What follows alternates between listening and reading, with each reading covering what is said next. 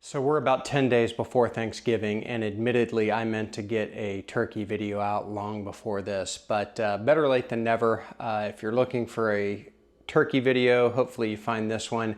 I'm gonna make this a really simple turkey cook. So maybe cooking Thanksgiving isn't your thing and you're not prepared to do 2 days worth of dry brining or wet brining, something like that. I'm going to show you how you can still get a good turkey no matter what. We're going to use the pellet cooker today, but as with most cooks, you can cook this however you want, whether that's in the oven or a pellet cooker or even some sort of other smoker where you can hold the temps consistent.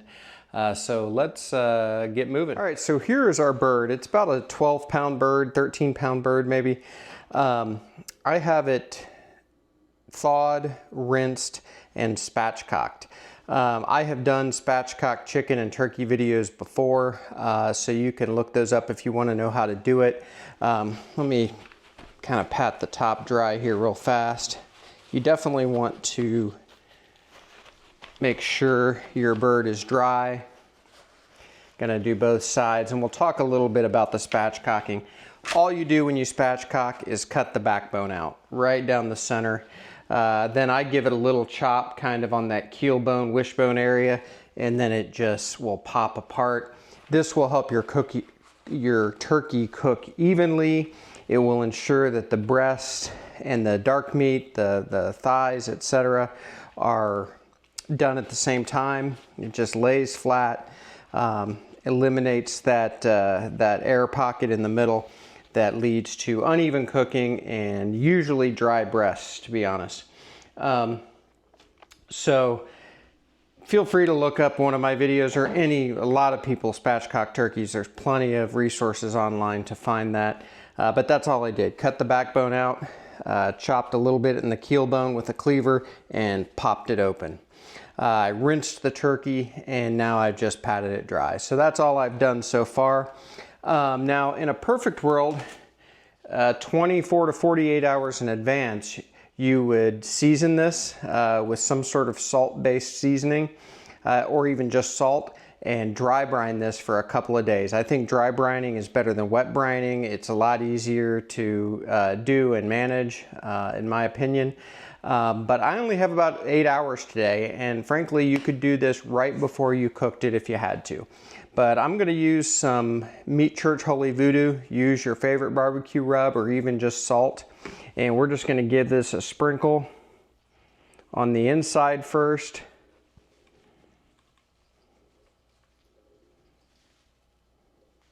Just get it all around there.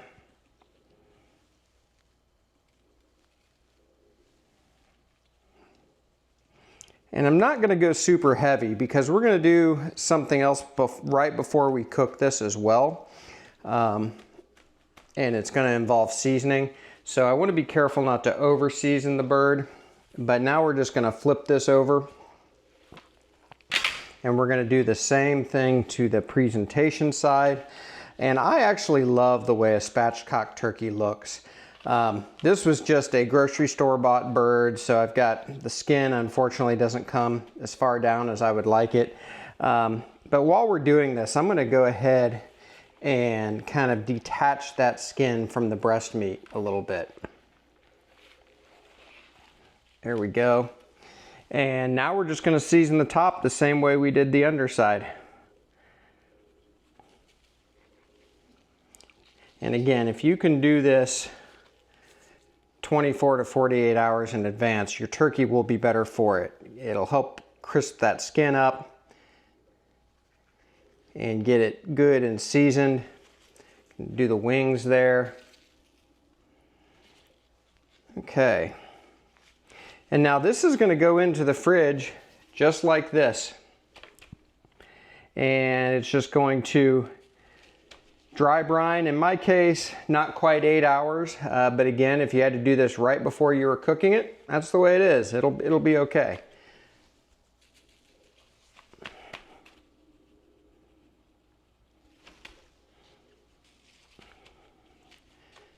Okay, there we go. This is going into the fridge, and we will bring you back for the final thing we're going to do to this bird before we cook it on the Traeger Timberline. See you in a little while.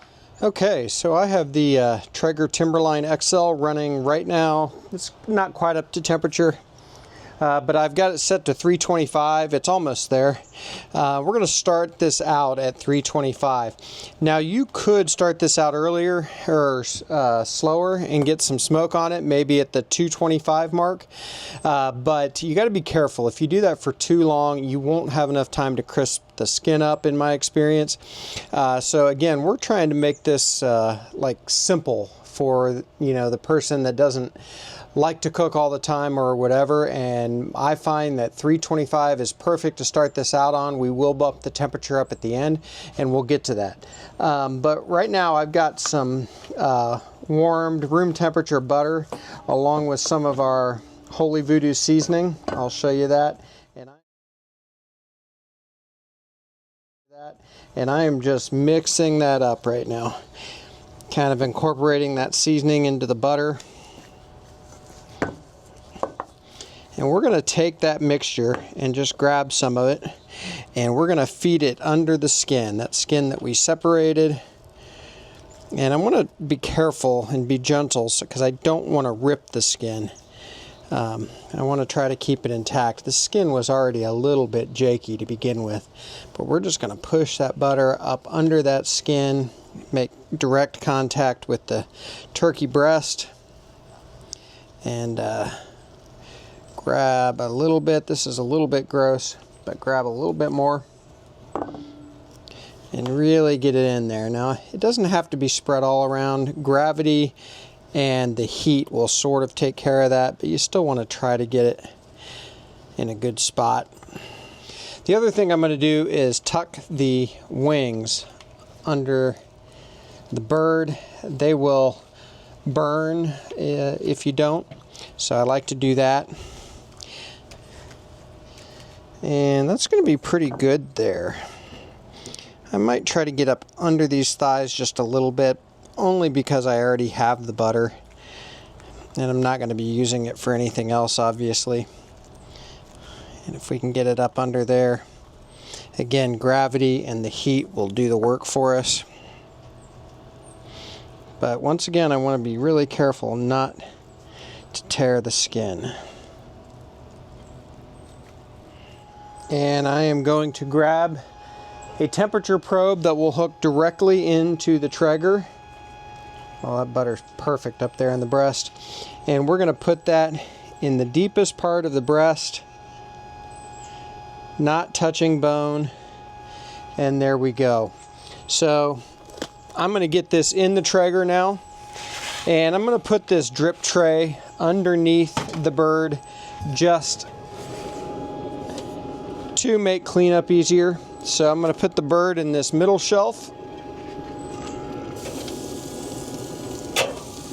and then put the tray underneath it, catch the drippings.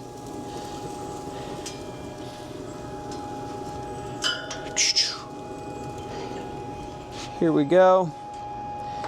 And now I'm going to set this probe. I want to give myself time to bump this temperature up and really get that skin nice coloring and a little bit of crispness. So I'm going to set the probe goal for 140.